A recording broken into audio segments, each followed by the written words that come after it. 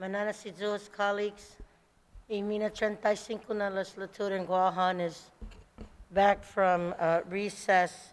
At this time, colleagues, that's all. Can you hear me now, colleagues? I apologize, Mananasizuos colleagues. Right now, we are on legislative concurrence, and as committed yesterday, that time permitting, the opportunity to come back to motions will be there. So at this time, I'll recognize Legislative Secretary Amanda Shelton. Thank you very much, Madam Speaker. I move to place in the voting file from the Committee on Higher Education and the Advancement of Women, Youth, and Senior Citizens the nomination of Richard P. Sablon to serve as a member, General Public Representative of the Guam Community College Board of Trustees with the recommendation to do confirm. On the motion, are there any objections? Seeing or hearing none, motion carries. At this time,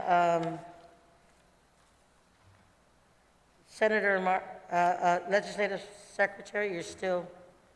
Thank you very much, Madam Speaker. I move to place in the voting file from the Committee on Education, Air Transportation, and Statistics Research and Planning hereby reports out the nomination of Dr. Matilda N. Rivera to serve as a member, teacher representative of the Guam Public Library System Board of Directors with the recommendation to do confirm. On the motion, are there any objections? Seeing or hearing none, motion carries. At this time, Senator Therese Terlahi, I will recognize you.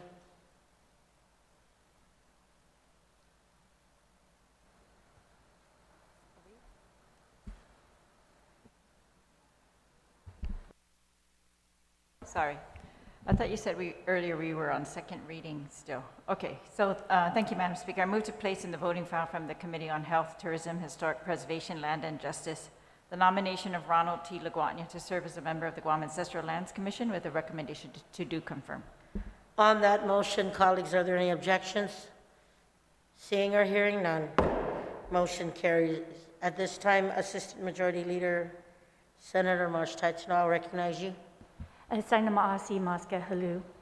And just starting with the point of information, I was cut off yesterday when I was providing the point of information just to provide clarity Senator of where we Marsh. were at yesterday. Senator Marsh. So I just wanted to make that clear that I was Senator cut Marsh, off. please proceed with the motion. Yes, so moving on after that clarity was provided. Senator Marsh, I move please. to place in the voting file from the Committee on Heritage and the Arts, Parks, Guam Products, Hagatna Revitalization, Self-Determination and Regional Affairs hereby reports out the nomination of Robert J. Steffi to serve as a member of the Department of Parks and Recreation Commission with the recommendation to do confirm. On that motion, colleagues, are there any objections? Seeing or hearing none.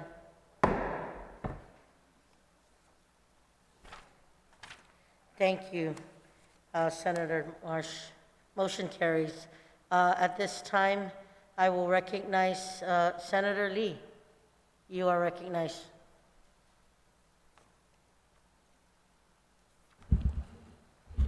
Buenas and half a day, Madam Speaker and colleagues. Madam Speaker, I move that we resolve into the Committee of the Whole to discuss Bill 340-35 COR as substituted and further substituted on the floor.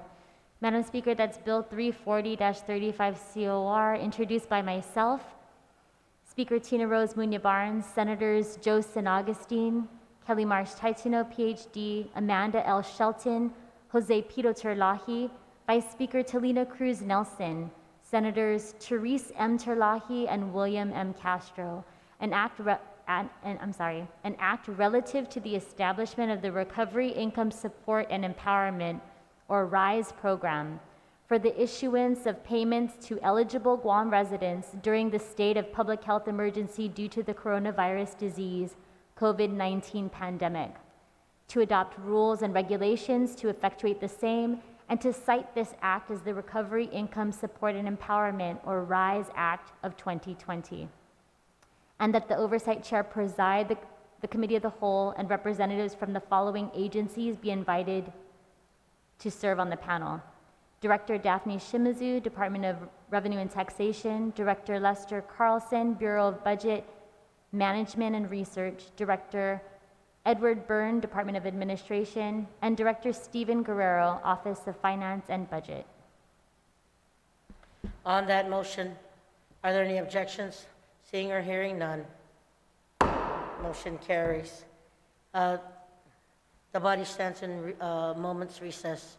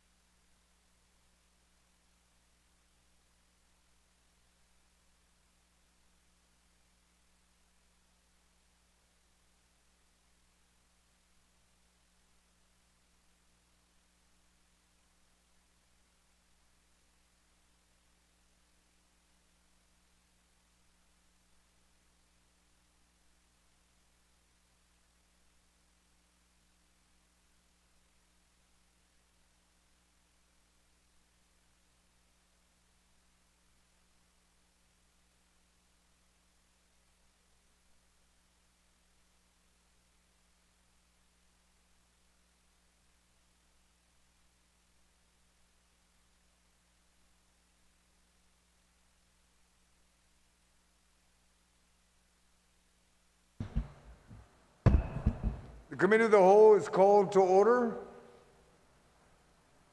I would now like to call upon the panel, the Sergeant Arms to swear in Ms. Daphne Shimzu when she comes online. We have the Office of Finance and Budget, we have BBMR, and we have DOA already online. If we can get them online so we can see them all three.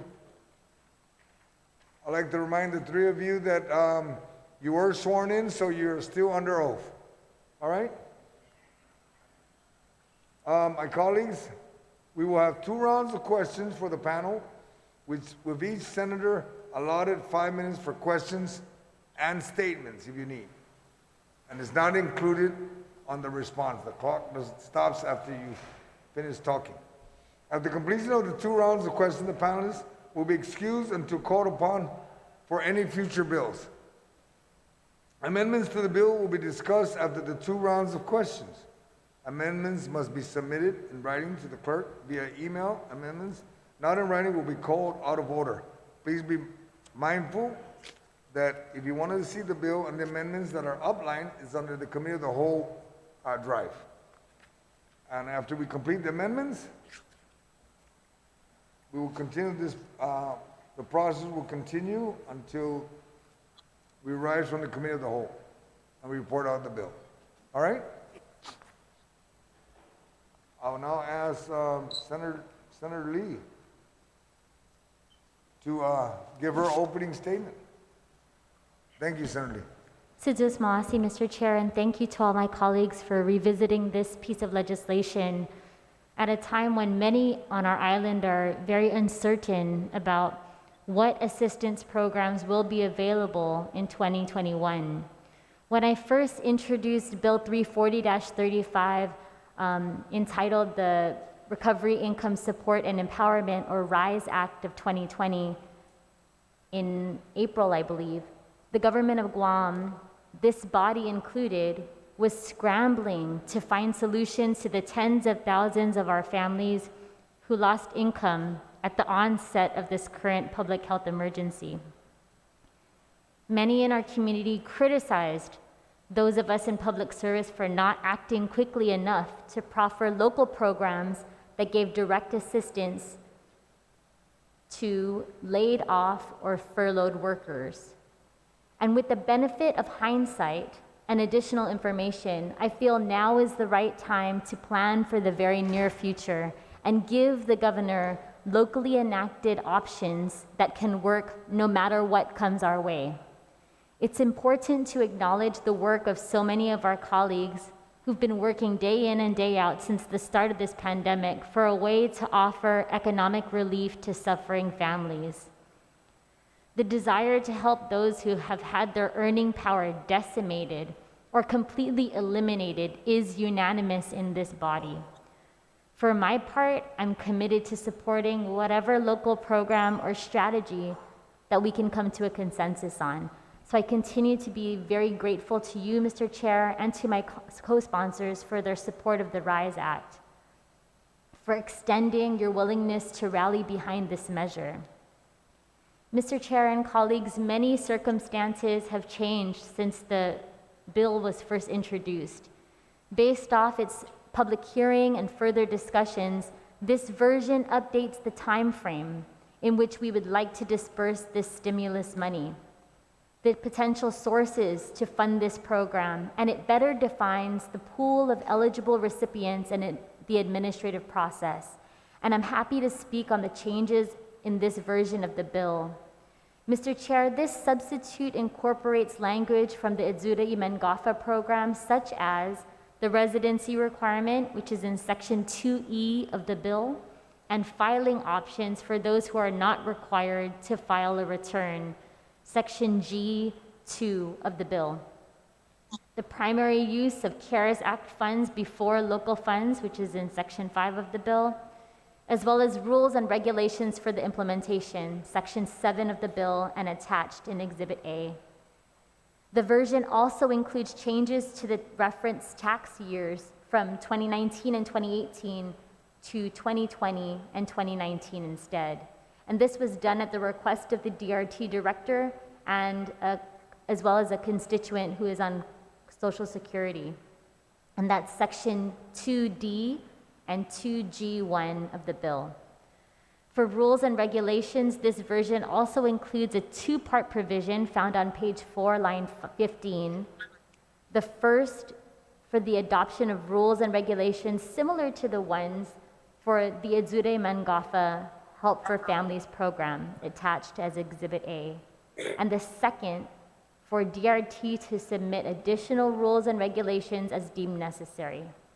This way, we can proactively adopt rules and regulations for the program that will govern eligibility, how to file a claim, and the documents required by DRT, and to provide DRT with the flexibility to develop additional rules on how non-filers can avail of this local stimulus, to implement the provisions for the exemption of government employees from the RISE program, and for ineligible individuals who have filed jointly with their private sector spouses. In addition, this version amends the funding section to include language that will anticipate any new federal appropriation that may come our way in 2021. And that's found on Section 5E of the bill, page 4, line 3. Mr. Chair, as we all know, CARES Act funds have been budgeted for and allocated, and they generally cannot be spent beyond this calendar year. This version also does not include fiscal year 2020 special fund appropriations and any funds received pursuant to 5 GCA subsection 13101, which is war claims, as sources of funding for this program, as they are also not viable beyond this calendar year. In order to continue to give statutory preference to federal sources for this program, we have changed language in this section to refer to any potential congressional stimulus money, which is Section 5 of the bill, page 4, lines 3 to 4. Mr. Chair, for the benefit of the public, this measure allows the governor to transfer up to $15 million from any government account or to use up to $15 million given to Guam in future federal stimulus legislation to pay for this new financial assistance, which can help up to 30,000 families with a $400 or $800 assistance check, depending on their eligibility.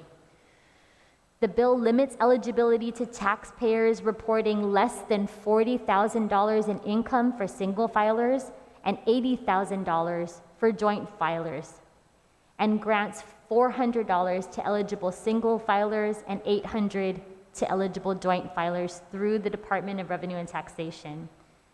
If the professionals at DRT find the method workable, Bill 340 allows for the payments to be made electronically. While this may require more administrative work, it certainly can help decrease gathering at financial institutions and post offices. Mr. Chair and colleagues, it's my hope that this $400 or $800 check can be counted on to help families when they need it next year, to bridge the gap until the next federal stimulus law, or it can be something to save for balloon payments on rent, utilities, loans, or even just for food and medicine. Now, to be very frank, $15 million will not be enough to grant this to everyone who filed a tax return in 2019, and it may not even be enough to cover everyone who made less than $40,000 a year. And that's why I maintain language in the substitute version before us to make GovGuam employees and federal government workers ineligible for this aid in order to limit the number of recipients to about 30,000 filers. Mr. Chair, this proposal was not made casually, and it definitely rubs some people being disqualified the wrong way. But I stand by this decision. It will not be an easy task to find $15 million in cash this fiscal year from local coffers, and there's no telling how much federal money will be authorized to Guam for this purpose in the new year. So I don't believe it's responsible to increase the cost of this assistance program any higher, even though I know we all wish we could afford to help every person. For us in government service, we have not had our livelihoods impacted nearly to the degree of our neighbors and family members in the private sector. I really believe we should check our privilege and sit this one out. Whether you're classified or not, the heart of what we do is public service. And with less financial burden on our shoulders and so little available resources locally, the right way to serve the public is to target local assistance to those most in need. Mr. Chairman, yes, some of the circumstances have changed since Bill 340 was first considered by this body. But as we've seen in recent days, both the U.S. House of Representatives and the U.S. Senate are making progress on negotiations for a new round of federal aid, and we remain hopeful. It's only a matter of time before our people will be in need again for some help, and it's just a matter of time before Guam has a new opportunity to grant direct aid to our residents. Our government should be ready and able to act when that moment comes. Siduos Maasi. Thank you, Senator Lee. We will now begin the 2 rounds of questions to the panel. Senator Torres, you're first, and you'll be followed by Senator Paris. No questions? Senator Paris, do you have any questions on the bill, ma'am? Is Daphne here? Daphne Shimizu? Not yet. Okay. She'll be the one processing, but you have the other panels that are here. You want to reserve your questions? Oh, she's there now? Okay, Sergeant Arm, Daphne, stand by, and we're going to have you sworn in first. Okay? Got the Sergeant Arms to swear you in, and then we can...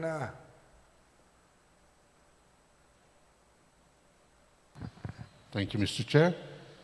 Madam Director, can I have you raise your right hand, please?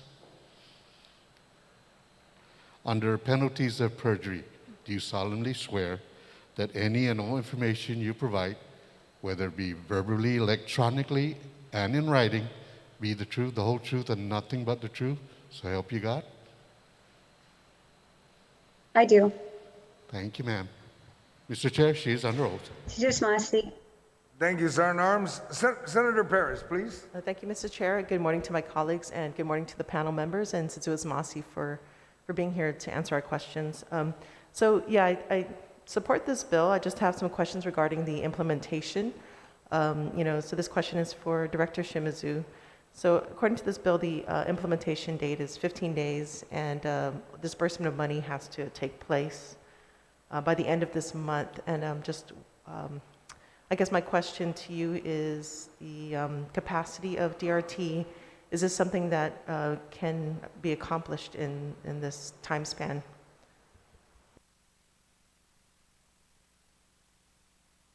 Siduos Maasi, Senator Paris. And you know what, I'm looking at a different version perhaps, but I'm looking on page 3 of the version that I have. And with regards to the first question on the 15 working day implementation, our team did meet yesterday and we discussed the possibility of us trying to implement this within 15 working days. What's different from this versus Judy and Manguffa is we did have a little bit more time to kind of prep and discuss in terms of this particular program because of the timing. And at this time, of course, we're prepping to flip the calendar year and also to begin to do or receive 2020 tax returns in January.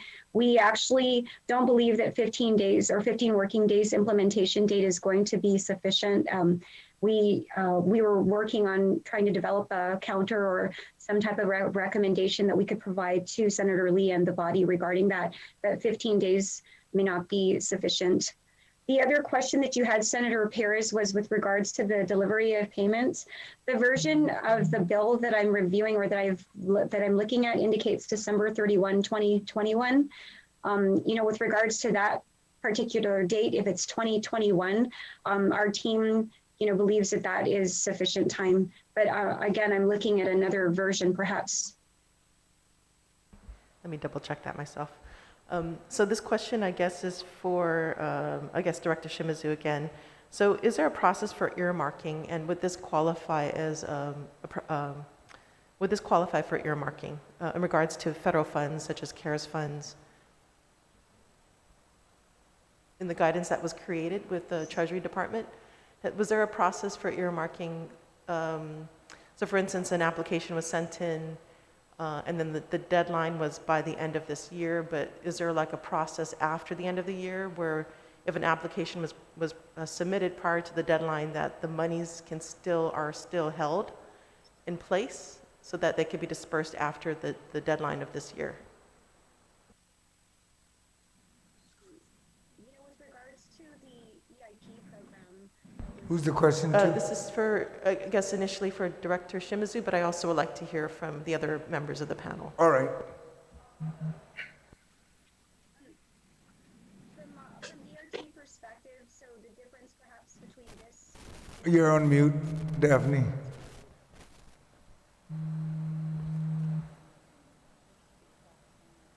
not sorry. Can you unmute first, Daphne? Daphne, can't hear you.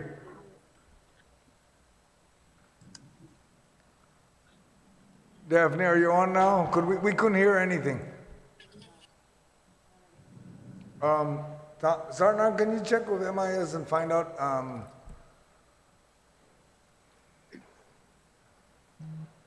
Mr. Chairman? Yes, sir. Yeah, if I may? Yes, please. And anyone on the panel can Thank you. answer that we would appreciate it. Okay, this is not earmarking any funds that are currently available because all the CARES Act money is already allocated. This is a prospective look at future federal funds that may be applied to this program. So what the governor has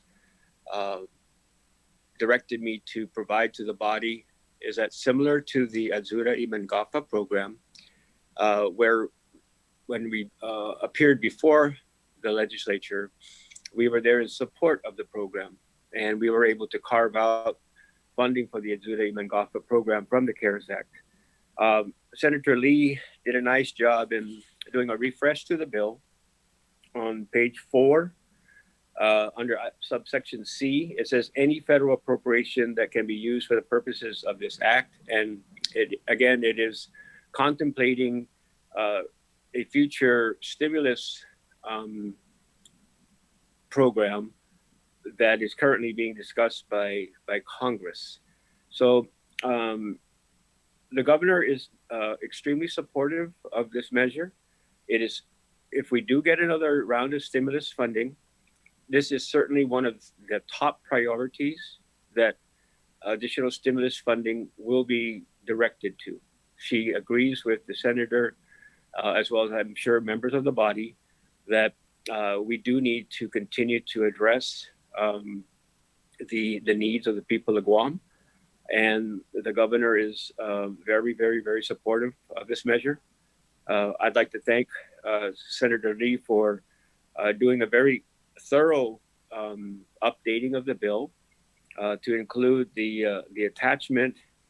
And I believe that once Director Shimizu provides an adequate rollout timeframe, the implementation, I think that most of what it is that we'll be able to be guided by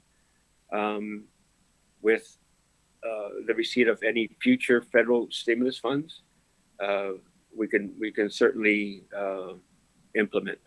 Again, if the funding comes in as the CARES Act funding did, which is to be used at the discretion of the governor, she supports this measure as she supported the Azura Imangafa program. This is very similar to the program, the Salapi program, that was funded from the CARES Act. So I think we're 100% in support of the measure. We just need to probably look at Section 3 and work with the Director Shimizu on how long that may take to roll out. And again, that's all contingent upon, when the funds come out. So it's all predicated on that as well. Thank you, sir. Senator Paris, does that fulfill? Yeah, I just, Daphne, Director Shimizu's back, so if we can hear from her, and I do have some further questions. Right. So Daphne, can we test your mic talk and let's see if we can hear you? half a day. Please excuse, I do have some data issues. So my data toggles back and forth. So I'm hoping this is more stable. So just a refresher, the question that I posed was earmarking. What is the process? Is there such a process for earmarking funds in light of the deadline of the end of this month as far as the CARES funding goes? Was there contemplation of this process? I am not sure of perhaps how earmarking would apply to this program, but I can explain that there is a difference between economic impact payments, that program, and this particular program, and also Azudi Mengafa. The economic impact program is actually the payment of an advance credit for 2020. And so how Congress had contemplated that would work is you either, if you're receiving a payment in 2020, you're actually getting an advance of what you would have gotten if you were eligible or based on your eligibility for using 2019 or 2018 returns. You're getting an advance of it for those individuals, as you know, who may not have filed their 2019 or 2018 returns on time.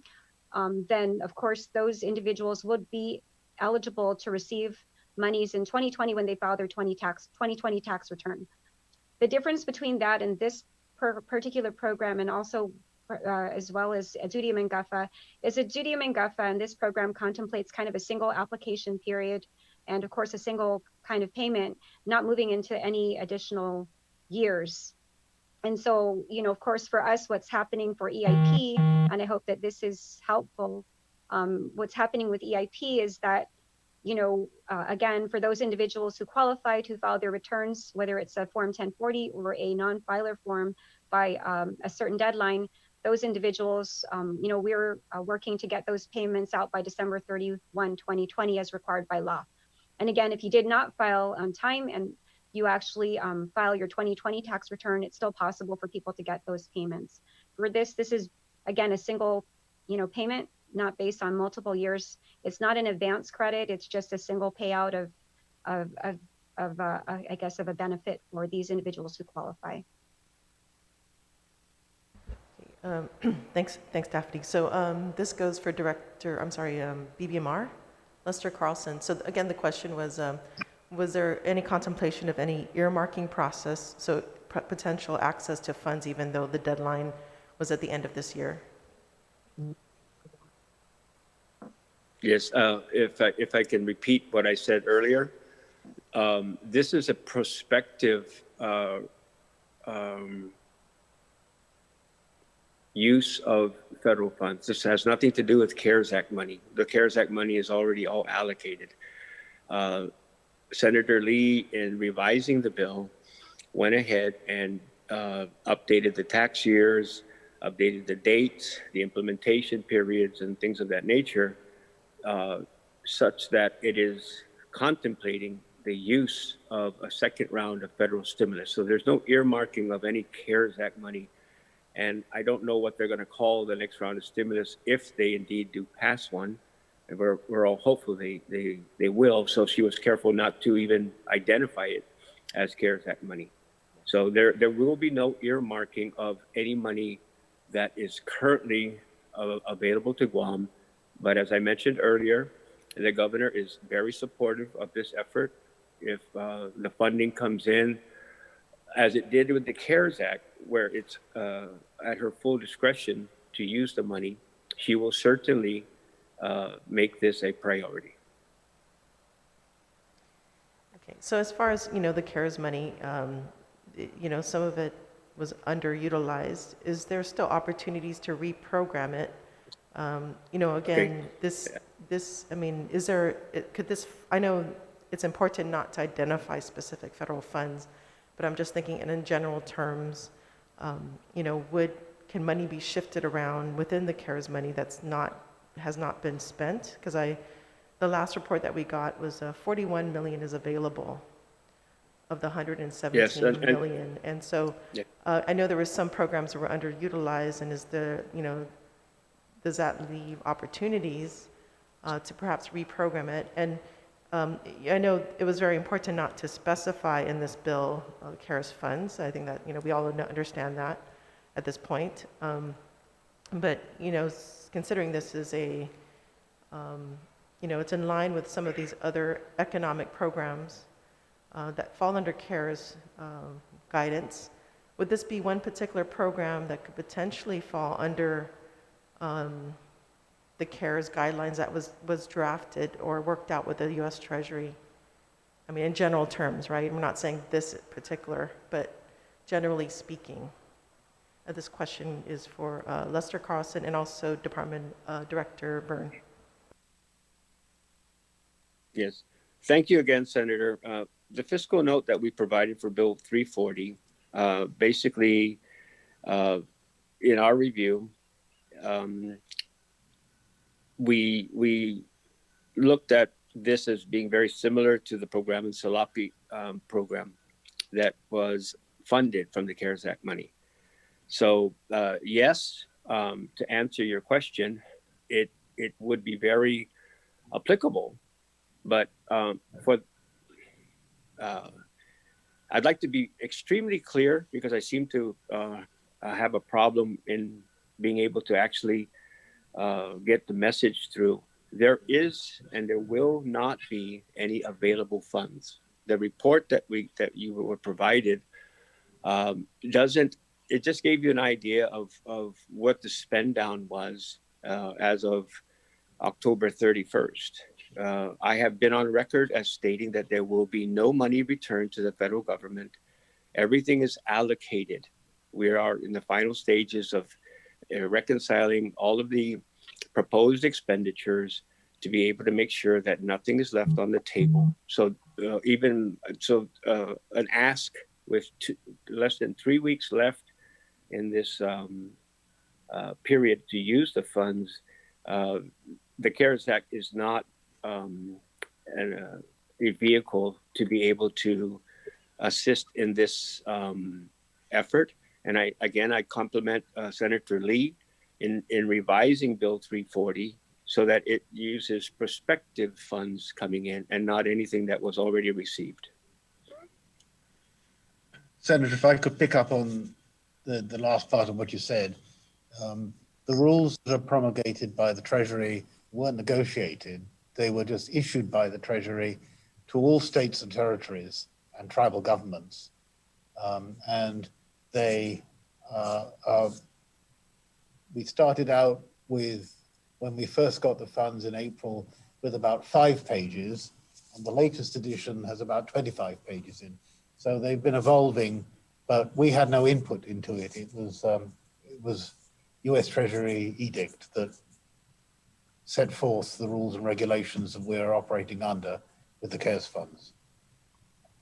All right, thank you, Director Byrne. And so this question is for Director Byrne. So in those guidances, was there earmarking involved? The rules don't cover earmarking. That's a matter. They were discretionary funds for the governor, and the rules and regulations don't seek to set out how the funds should be applied, provided, and the governor had to sign a certification to this, provided that whatever choices were made, they complied with the rules and regulations. So it's to your understanding that December 31st is the hard deadline. No more monies can be dispersed from CARES. Is that correct? Actually, Senator, if I may, it's December 30th is the date. And the way the rules and regulations are written is that the delivery must take place if it's a sort of physical commitment, or the service must be provided by December 30th. Payment can take place thereafter, so long as that condition has been satisfied. As Mr. Carlson said, we're working to make sure that all these monies that have been allocated are being spent. Thank you for that. So Director Shimizu, you had mentioned earlier that 15 days it would be too short a time frame. What is your recommendation for implementation? So our team had talked about the possibility of maybe even if there was an implementation period, perhaps it being somewhere in February, just because we're already in December. There's some programming that's involved, and we're also at this time working on some programming in preparation of the 2020 tax season. And of course, there are going to be some changes because of the fact that we did have, the recovery rebate or the EIP program. And so we contemplate that there are going to be some changes to the 1040. So generally, we open up the tax season around January 27th or 28th, around the same time that the IRS begins to accept returns. And so, from right now until probably we open up the tax filings, we open up our system so that way tax returns can be filed, which is likely going to be end of January. It becomes a little bit difficult for us to try to work on this because there is going to, again, be some level of programming. How we're contemplating doing this, Senator Perez, is similar to Azudia Mangafa, where there's an online application, and we really, are requesting that perhaps there be some administrative cost that is going to be allowed for this, because we know that to try to manually accept applications only and using a manual format is not going to be efficient, and also is going to cause more work for us and on the manual side. So we're hoping that there's some administrative costs that's allowed, but there's going to be some level of programming that's involved, also some level of planning. Again, most especially because when we come into January, we're already in tax filing time, and we know that, of course, the majority of people who get refunds or they start filing, we actually have lines of people beginning to file on day one of our filing, of when we open up our filing. So, again, we were contemplating that, because 15 working days would bring us into January, but we think that perhaps, if we are able to move the implementation date to probably mid to late February, that would be a little bit more workable, so we could work again on systems.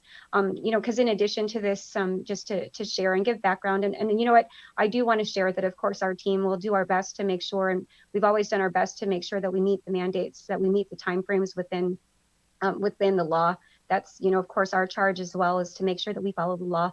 And of course, that we do, again, do our best to get monies out to our people. But at this time, we are working on some other projects and programs. As Director Byrne mentioned, we have until December 30 to finish, of course, the use of the CARES monies, the coronavirus relief money, and our team has been working. I know that Director Byrne and Director Carlson, along with their teams and the other agencies, have been working very diligently to try to make sure that we do the procurement properly for the use of the coronavirus relief monies, and that's a lot of where our current efforts are being focused. And so it just makes it a little bit challenging right now, but of course we'll do our best to meet whatever is the body finally puts out. But we request that perhaps it be somewhere in mid to late February at the earliest. Thank you so much, Director Shimizu, Director Byrne, and Lister Carlson, for your responses. Zuz Masi, Mr. Chair. Thank you, Senator Perez. Senator Amanda Shelton, do you have any questions, ma'am, at this time? Yes, Lester, you have something you want to say? You're good? Yeah, if I may make a suggestion for the implementation on Section 3, how about 45 working days from the date that the identification of the funds is made? Because we don't even know where the funds, when they're going to be received, and it seems a little like 15 days from the enactment. I mean, if you guys vote next week, it'll be, the clock starts ticking, and we don't even have the funds identified yet. So if the body is comfortable with 45 working days from that gives Director Shimizu time to implement, but I think it should be triggered by when the identification of the funds is made, so that it's a meaningful exercise, because thereby we know how much it is that the governor is going to provide to the program, to include, and thank you, Senator Lee, for ensuring that the administrative costs are included in Section 5. But I just make that suggestion to the body because it's very difficult to implement a program when the funds aren't even here. All Thank right, you, sir. thank you, Lester. We'll take note of that. I've already signaled the author of the bill. Senator Sheldon, do you have any questions, ma'am, at this time? Thank you very much, Mr. Chair. I don't have any questions at this time. I'll save it for the next round, but I do want to thank everyone on the panel today, and I know DRT has been working very hard on this bill, just as they worked with us for the AIM bill, the Azuri Mengafa program. So I'm glad to see that we learned many lessons from that bill that we were able to apply here today, and I look forward to the conversation, and I do have some amendments to offer in the next round. Thank you, Mr. Chair. All right, thank you. Senator Peter Turley, none. Senator Louise, do you have any questions, ma'am? Thank you, Mr. Chair. Just a couple of questions. I'm sure I may have a couple more when the second round goes around, but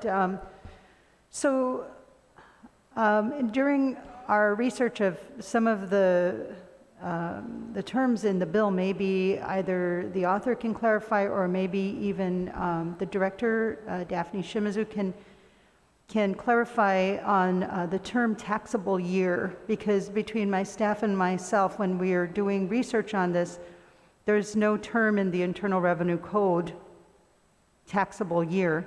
So I'm just wondering if maybe what they mean is tax year, and if we're relying on the federal income tax filings, can we use the term taxable year when there's no such term in the Internal Revenue Code? So maybe they can just clarify.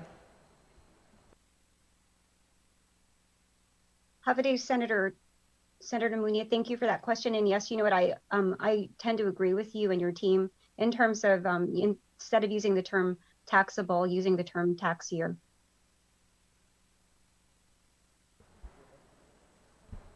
So do you recommend then that that term just be changed to a tax year rather than a taxable year? Yes, I would support that recommendation, ma'am. Okay, thank you. It uses it a couple times, and if you can take a look at it, in 2020 taxable year is some of the terms that they use. So maybe we can just can offer an amendment for that later if the author, unless the author wants to offer that amendment. And then also, I had a question in regards to the eligibility. So I'm still on the fence about. I don't even want to use the word discriminating, but it is sort of like a discrimination. We're saying that only private industry employees can qualify for this. But I'm wondering if if a couple was filing joint, and one was a private industry employee, and then the other one was a government employee, and they file a joint return, would that make that filing or that couple ineligible if one works for the government and the other one works for a private industry? If the author can yield to that question.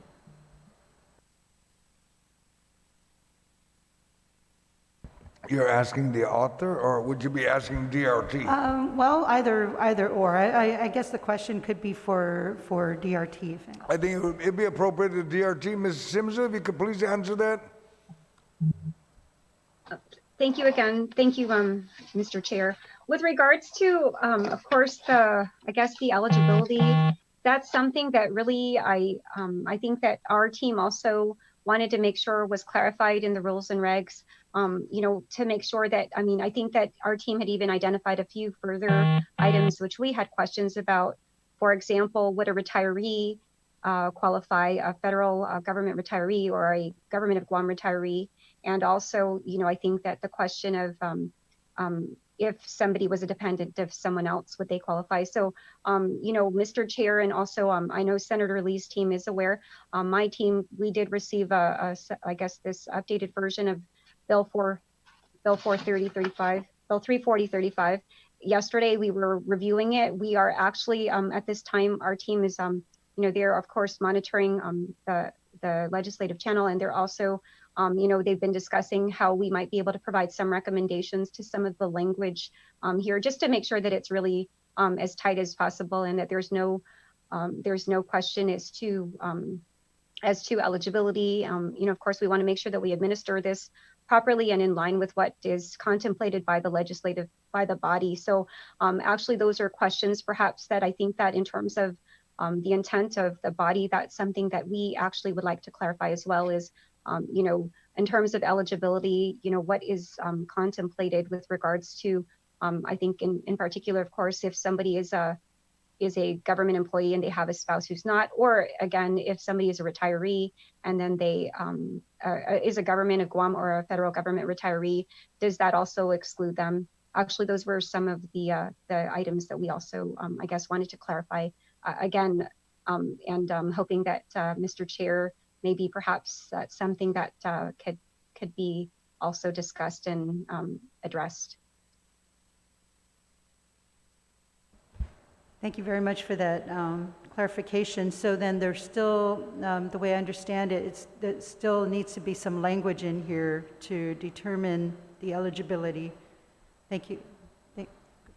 I think the author would like to comment to that question because Yes, Senator Susan Lee, if you Osman. can please maybe Yes, thank you, bring Mr. clarity. Chair, for the opportunity to clarify. In addition to what Director Daphne had mentioned, in the language in this bill would provide that private sector spouses filing jointly would get $400 instead of the $800 joint amount. And there's a special rule for joint filers that specifically addresses this question, and it can be found on page 2 of the bill, line 11. And so I hope that that further clarifies that point. Sujus Masi. Senator Munya, did that suffice for now until? Yeah, yes, thank you, thank you. I'll reserve the rest of my questions or All any right. amendments. And later. All right, thank you. Senator Tello, do you have any questions or would you like to? Ma'am? Thank you, Mr. Chair. So this question is to Daphne. Daphne, do you think that were you part of the creating of the rules and the regulations that are attached to this legislation? We did not. We actually had received a copy of the I guess the updated version with the exhibit from Senator Lee's office, and so no. Although we did not provide these. Okay. Daphne, if you can raise your volume, please. We can barely hear you. Sorry, I apologize. go. So no, we did not work Okay. on these. No. So Daphne, the administrative costs that you were talking about, can you kind of give a quick guesstimate? Sure. So, I mean, of course, there's some programming involved, and perhaps, I mean, in terms of programming, our team would actually have to get back to you, ma'am, because, Okay. This particular program is a little bit different from Mazudi Manguffa in the fact that I think it's going to be we're going to have a larger population of people that is involved in processing. So, with the Judy and Manguffa, our team is actually still working to process. We received, I believe, like 1,600 applications for that. And so with regards to this program, we expect a significantly larger number than 1,600. So our team will have to go back and, again, work to provide some estimate because there's going to be some personnel costs as well as programming costs, but we'll have to get back to you on that, Senator Tello. Okay, thank you. So Daphne, the next question I have, instead of Bill 340, could Rev and Tax just expand the current program, the program SALAPI that's already in place, by making the adjustments in the rules and regs that are attached here? Can Rev and Tax continue the program without legislation? If it's intended only to use CARES Act funding, and intended to only use federal funds, can you just do that, expand the current program SALAPI? So my understanding, Rev and Tax did not administer the program in SALAPI program that was administered by the Department of Administration. We are administering the Judy Manguffa program, Now, my understanding with regards to the coronavirus relief monies, as of course Director Byrne and Okay, also so I'll direct that question to Director Byrne. Director Byrne, can you just, can you answer that question then, if you're the one that's overseeing Program Salapi? Yes, thank you, Senator. Program Salapi was a kind of income support program based upon the public health application for all their programs, including the SNAP program, the Medicaid program, and other cash assistance programs. What it was intended to cover was those people who didn't qualify for the full suite of programs, which was covered by public health, but those that fell outside the Medicaid SNAP guidelines, but still their level of income was such as to warrant a cash payment to them. And it was administered totally different from this. It was an application-based program where they submitted to the Department of Administration income and dependent data. So it's a totally different program from what is being proposed here. I know it's totally different, but the question was, can you expand it? Without legislation, can you expand it to provide what's in the rules and regs? So you don't want, you won't be able to expand it. That's what you're saying? You can't No, expand Senator, it? the rules and regulations that are in this bill are Well, totally different. Yeah, well, the Well, rules and regs are spelled out already. They're already providing rules and regs, you know, on how to move forward and who's eligible for it, et cetera. So my point is, you know, if there's totally any way different that, from the program Salapi. yeah, well, if there's any way to you know, just expand it and not recreate the will and just move forward, you're already providing funding on the other program Salapi, so this might be another avenue to do the same thing. So my next question is to Lester Carlson. Lester, you in the Post this morning, you wrote there was an article and you were talking about there's just no money in the government of Guam at this time. You know, I can't remember the exact verbiage that was used on it, but in the section you were referring to on funding, Section 5, that this bill will be funded through CARES Act money or through federal funds. Letter C, as you said, any federal appropriation that can be used for this purpose of this act. But then in Section Section 5, letter A, it says fiscal year 2020 general fund appropriations. Does that mean, Lester, that this bill also allows the use of 2021 funding? I mean, appropriations from where? Yeah, can you tell me how letter A works here? Yeah. So I like the Ajuda y Mangafa legislation, there was fiscal 20 general fund appropriations, special fund appropriations, the 2%, the war claims, and then any federal stimulus funds. So the funding here, and again, Senator Tadiwi, I didn't write this, so I would discount the fiscal year 2021 general fund appropriations as a viable fund source. Do you think it's a reliable funding source right now, considering our economic crisis? No, I said I would discount this as a reliable fund source. Okay, thank you. Sorry for that. I didn't hear that clearly. Okay, I guess there's other people. The second round's coming, Mr. Chair. I'll give the opportunity for others. Thank you. Thank you. Senator Moylan, do you have any questions, sir? I'd like to reserve my time for the second round. All right. Sure, thank you. No, you're going to save your questions for the second round. Yeah, you don't carry that over the second round. Senator Will, do you have any questions? Thank you. Madam Speaker, do you have any questions?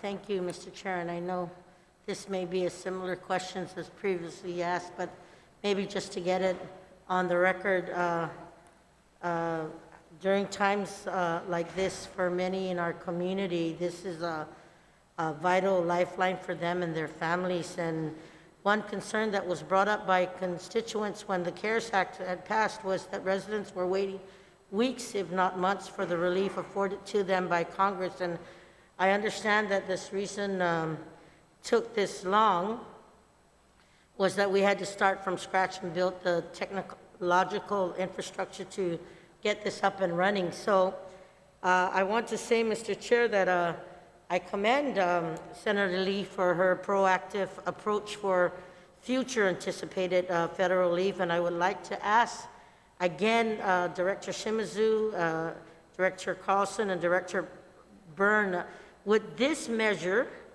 give you what you need to create the general technological and accounting infrastructure so that when we do get a new package passed by Congress, we already have the infrastructure and we can directly deposit funds into the accounts of our residents within days. So maybe if any one of you three, if not all three, can share your viewpoint on this. Madam Speaker, if I can start out on this, I'm certainly in favor of every measure we can take to move any money as fast as we can once the decision is taken to pay it out. We've had several programs, as the body had just heard this morning, which involves the payment out of funds. And we've had very many different ways of achieving this. I can certainly say that as far as the unemployment payments are concerned, where 90% of the payments are direct deposit, it's been a very successful program and runs very smoothly. In addition to that, as senators may be aware, we have instituted a new check form for the unemployment payments, which again is much quicker to print and process and get into the hands of the people that have qualified for this particular benefit. So I would certainly hope that since we've got administrative costs paid for in this particular program, that we would certainly move forward with this type of accelerated payment, preferably electronic. It's much cheaper to administer, it's quicker, and as you pointed out, people don't have to stand in line at financial institutions, so it's safer. Thank you. Thank you. Any of the other two? Mr. Carlson or? Yes, Director.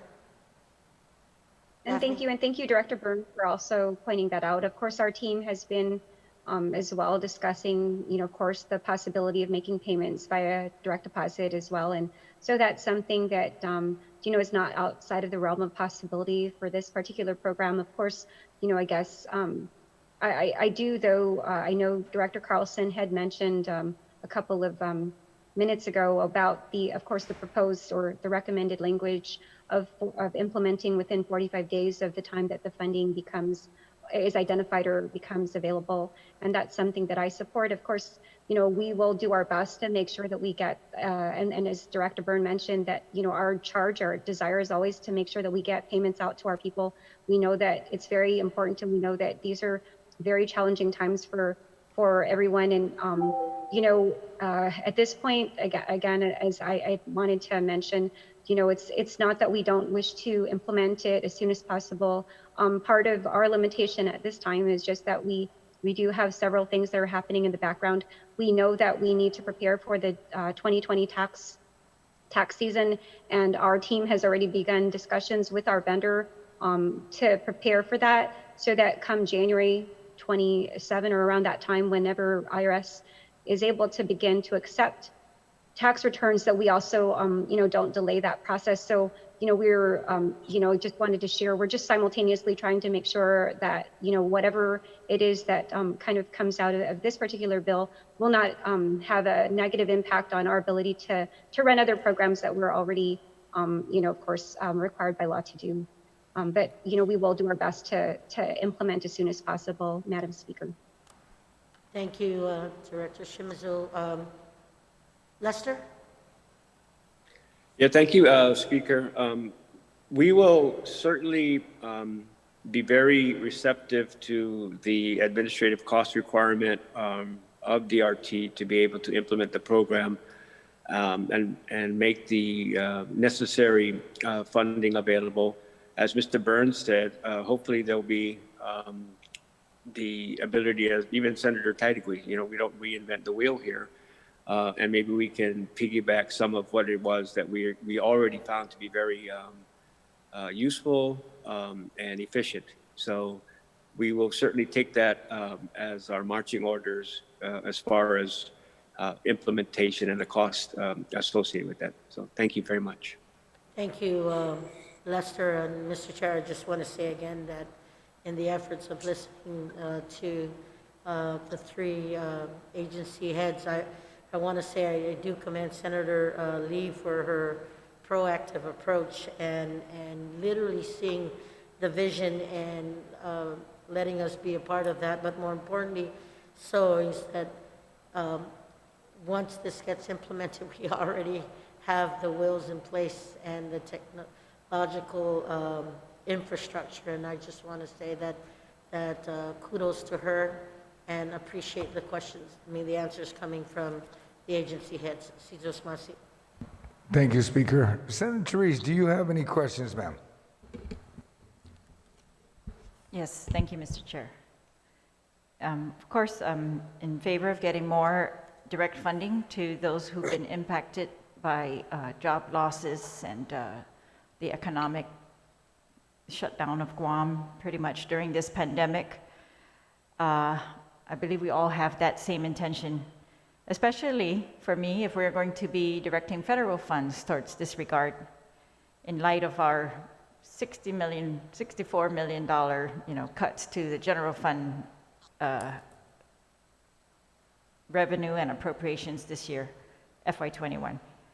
And I appreciate some of the changes that were made in this substitute version that include, looking now at the 2020 income tax year. And I appreciate that, the Director of Revenue and Taxation has pointed out that if we are going to consider 2020 tax returns, those cannot be filed any earlier than January 30th at the earliest. And so we're looking at this,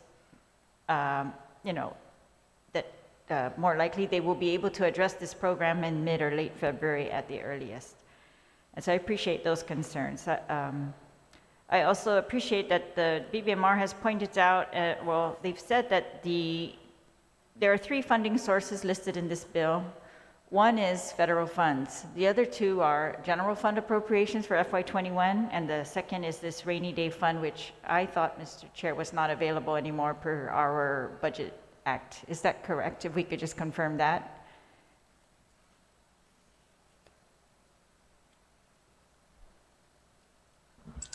Or it'd be Yes. DOE.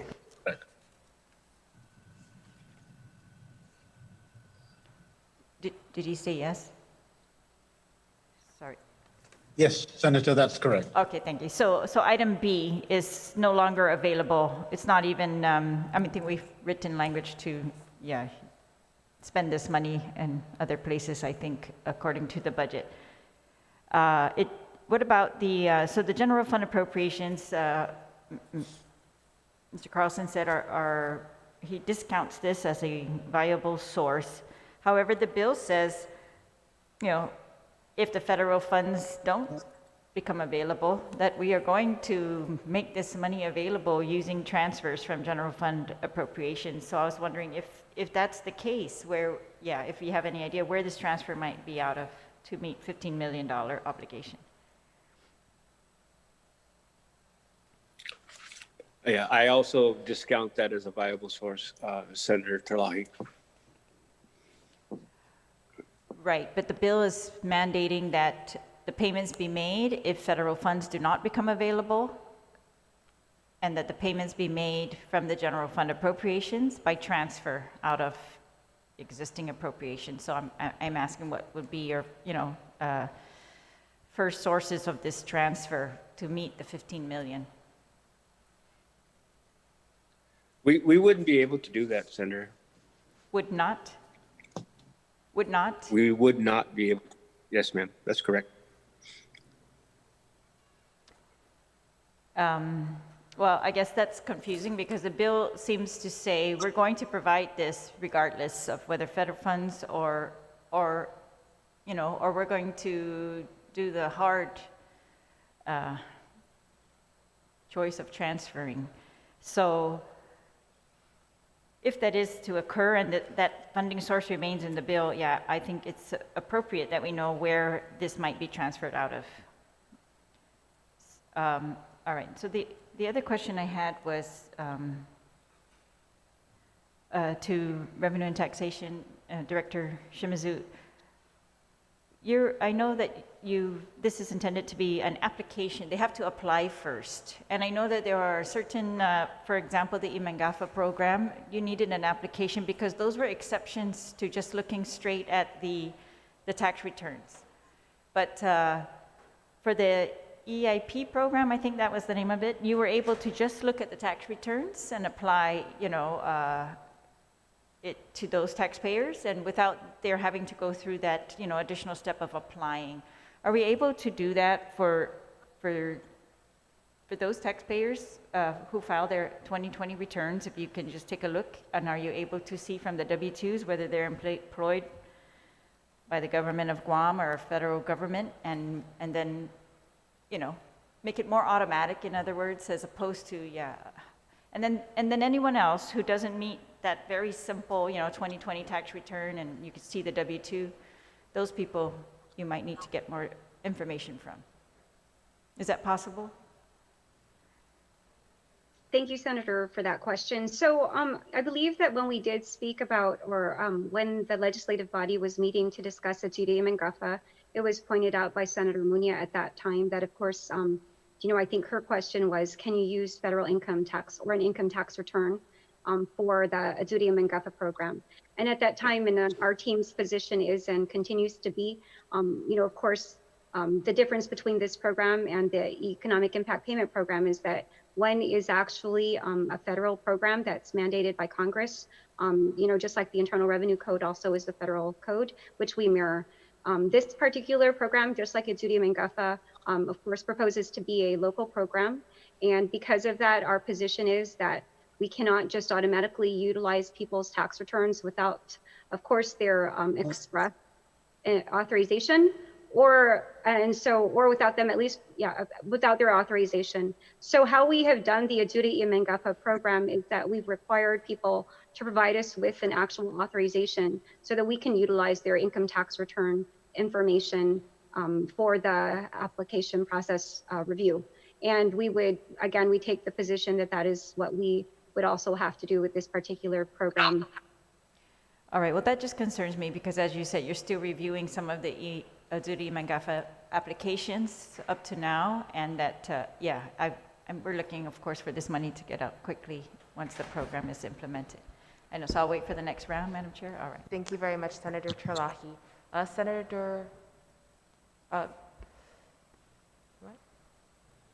Senator Castro? Senator Moylan? Thank you, Madam Chair. Question is for Mr. Carlson, please. So I pretty much understand, or try my best to understand that. So the funding from the general fund, I can put it in my words, it doesn't exist. It won't be funded, this bill won't be funded through the general funds. From your point of view, because there's no money available in the general fund for FY21 to fund this. And likewise, in the rainy day fund, there's no money in the rainy day fund to fund this either. So basically, it's going to be which is a good thing, it's coming from the CARES or the federal fund, it's even better, but it will be 100% funded through the federal funding. And as of now, the CARES funding, the federal relief package, though there's 41 million there, that money is not available because it's already dedicated to other things, and all this money will be spent and no money will go back to the federal government. So what we're looking at for the funding of this bill will be the next stimulus federal program relief act that we're waiting on and that is being currently discussed. And whatever that amount is released, then that will be the funding source for this bill, which again is a good thing, and we want to see the people receive, and I'm glad of that. We don't know when that happens, but when that happens, what I'm understanding is that the governor is in favor of what this bill is trying to do. Let me just stop at that point. Am I with Mr. Carlson? Am I correct in what I'm understanding, please? And then I'll get on to the next question. Yeah, Senator Moylan, these are my opinions, and yes, so far you are on point. Okay, thank you. And the governor has made it clear to the legislature several times that when it comes to federal funding, it's her purse, it's her wallet, it's her authority, and the legislature has no way, shall not dictate on how the spending is being done for this federal aid. However, it seems like this is a good communication for us to take if we're thinking about the next federal funding relief that will be coming down the line, because for myself, it seems difficult to try to get a word in to say, hey, we can use some help in here or there, or for the people of Guam with the small businesses, or for there be relief for individual folks that have lost their jobs for the last 9 months. But this seems like to be the best voice or a vehicle for the legislature to be heard, and how federal funds can be spent, as long as it's in within the governor's agreement. But if it's not, then that's the end of that story. But if it is, hey, the best way to get the ear of the governor is through a bill. Even though we don't, from what I'm understanding, is even though we don't necessarily need this bill, because the governor has complete authority over the fundings, and could do it necessarily today if she so wished. And in this bill, I see the directors as we're working to help them identify roles and regs or work out things between departments, but I really see that can be done without this bill as well. But this bill is here, and it's a good bill, and it should move forward. But I'd just like to let you know, Mr. Carlson, you'll probably see a lot more bills coming from me for the use of the next federal funding spending. So I appreciate the advice on how to get the word out there. So that's all I had to say, but I appreciate your input. Thank you, Mr. Chairman. Thank you, Mr. Carlson. Thank you. Thank you. We'll get back online. And Senator Lee, do you have any questions? So you would complete your first round, and we will go back online. At least we have an understanding, my colleagues in the front, other than Senator Reese, you have completed your second round. When we come back up, you'd be the last, you'll be heading towards you, okay? Senator Lee, please. Sujos Masi, Mr. Chair, my team has prepared several amendments based on the conversation that we've been having with the panel and my colleagues. And the first one that I will read, I believe it's being sent to the clerks now. So while it's being uploaded, I can just go through it. It'll be to line 12, page 3.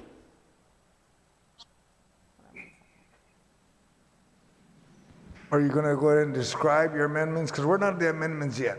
So we're not. Oh, okay. So this is just questions for the This is panel. only questions to the panel. After that, the panels will be dismissed. Then we'll go through the amendments. Understood. Okay, so just for the information of my colleagues, I did prepare amendments with regard to the implementation date based on questions by one of my colleagues and the response by Mr. Carlson, as well as amending references of taxable income to tax.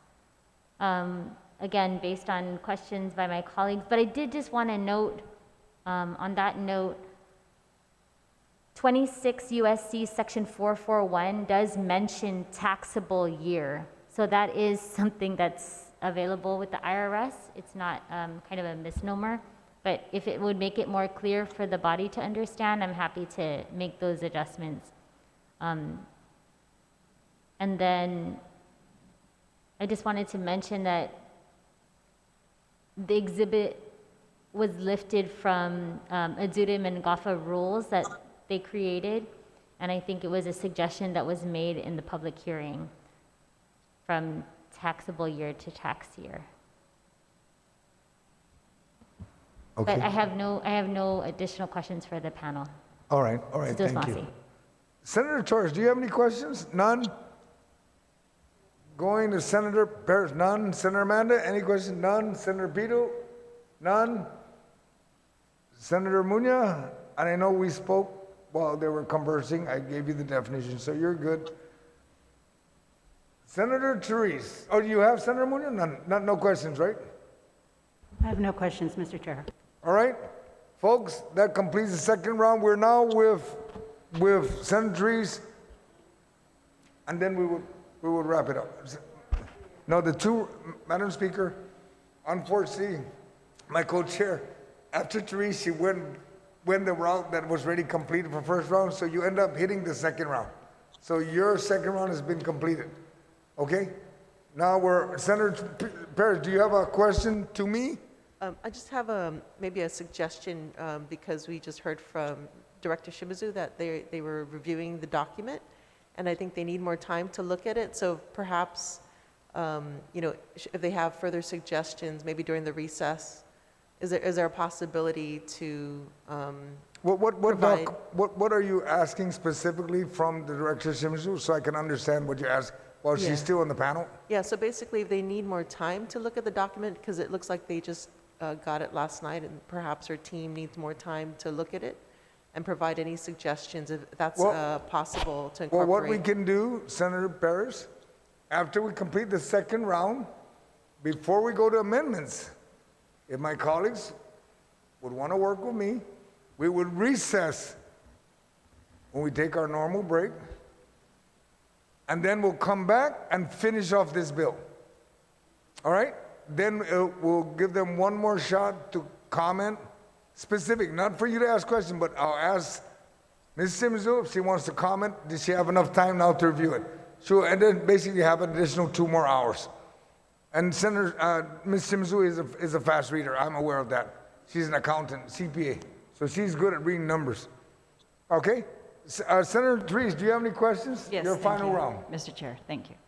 I share the same concern when the director said she's still reviewing and that she might have some changes to the rules, because even when I read it again, it's just still not clear to me how we're going to treat retirees or joint filers who are government employees. I mean, and that could be further clarified. The other one is, if they could just clarify who gets the $800 versus the $400, Ms. Shimizu, how do you read that? Well, ma'am, with regards to the way that this is written, I guess what was pointed out by Senator Lee on page 2, I mean, has DRT reviewed it? On your review at the department, what does it say to you? Well, you know what, when we, like, for example, if it was a joint return, ma'am, if it was a joint return, we base the payee on whatever's filed on the return. That's how, of course, our system has worked. With regards to this particular bill, it says that it shall apply only to the eligible individual. And so I think that it seems to me that it points to being paid out to the individual who is not the government employee. But again, that's something that I would have to discuss with my team further. Yes, could you clarify that for me? Like, if we're talking about a joint income, a joint return, and then how do you clarify whether one individual is qualified among the two?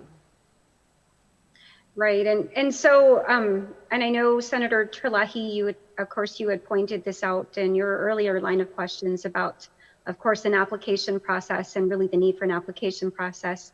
Just like with the duty of Mingafa, our position is that we would really have to require, and similar to program in Salapi, which is also a local program, that we would require documents to be provided with regards to, of course, individuals' employment. Of course, that would have to be. We would have to be able to confirm their employment, and as you mentioned, either through a W-2 or some other document. And so, again, the applicability of this particular payment is probably a little bit different from the way that a refund would be applied. So I think that our team would have to go back and look at that.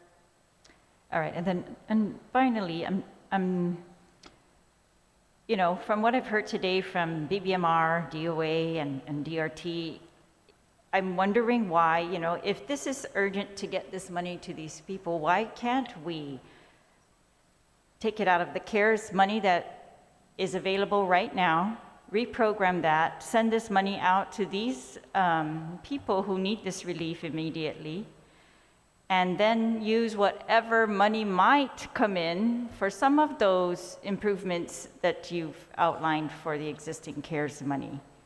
In other words, switch the contingency and let for example, improvements to government facilities because of COVID, like putting up, barriers, put that on hold a little bit and get this relief out to these people today by reprogramming that money and then putting the contingency, forward. I'm just suggesting that. I mean, I think, the governor has accused us of overreaching when we passed the Imengafa, law, that we should not be telling her how to spend that money, but I'm glad that she did do that program. And I'm just suggesting as nicely as I can here that if that money is available, that, perhaps, and that she supports this program, and that if we want to get it done sooner rather than later, that we do the reverse, that we pay that out right now from CARES and use the contingency federal funds that might come in, or transfer from FY21 for those other needs that are less urgent. Thank you, Mr. Chair. Thank you. No other questions? You're good? My colleagues, before I dismiss the panel, because it was requested that we allow Ms. Shimizu some time to read. So Daphne, we're gonna recess. The panel will stay in place, but we'll recess until it's 11 o'clock. We'll come back at 1:30 and we'll wrap this up with comments from Ms. Shimizu and anyone else that want to give any recommendation before we start moving towards amendments. So I'd ask my colleagues to please make contact so you can prepare your amendment, because once we start, if the amendment's not there, we're not going to entertain it. All right? Thank you. We're on recess.